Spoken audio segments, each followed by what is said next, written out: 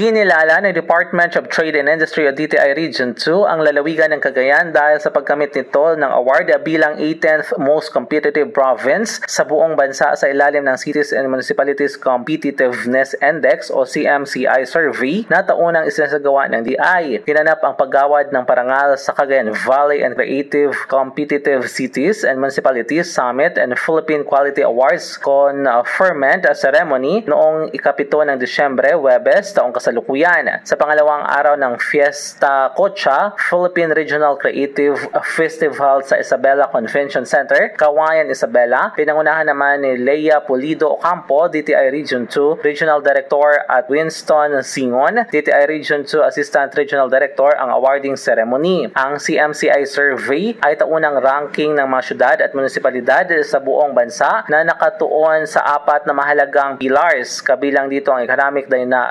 dynamism, government efficiency, infrastructure, resiliency at innovation. Ang provincial rankings naman ay nakabase sa population at income weighted average ng kabuang scores ng lahat ng syudad at bayan sa ilalim ng isang lalawigan. Tinanghal ang Cagayan bilang most improved mula sa dating pwesto na 40 na ngayon ay umangat sa ranggong 18th sa lahat ng probinsya sa Pilipinas. Ang lalawigan din ang nanguna sa Rehiyon 2 na may pinakamataas na rango sa lahat ng probinsya. Samantala, ilang bayan din sa Cagayan ang kinilala sa iba't ibang pillars. Kabilang dito ang Tuguegarao City, Sanchez Mera, Abulog, Solana, Santa Teresita, Alacapan, Santa Ana, Tuao, Ballesteros at Rizal. Ayon kay Jennifer Honyo Bakiran, LEIPO at OIC ng Tourism Office, isang karangalan na makilala ang Cagayan dahil dito. Ang pag-angat niya ng rango ng Cagayan ay tagumpay ng lahat mula sa pamalapan lalawigan ng Cagayan, mga munisipalidad at syudad kasama ang LEDIPOs, BPLOs at CMCI focal persons, maging ang DTI at Department of the Interior and Local Government o DILG. Matatandaan na nagsagawa ang pamahalaang panlalawigan ng Cagayan ng pagsasanay sa CMCI survey. Mula dito sa Cagayan, M. Jude La Cruz para sa Radyo Alternatibo, Balita Nationwide.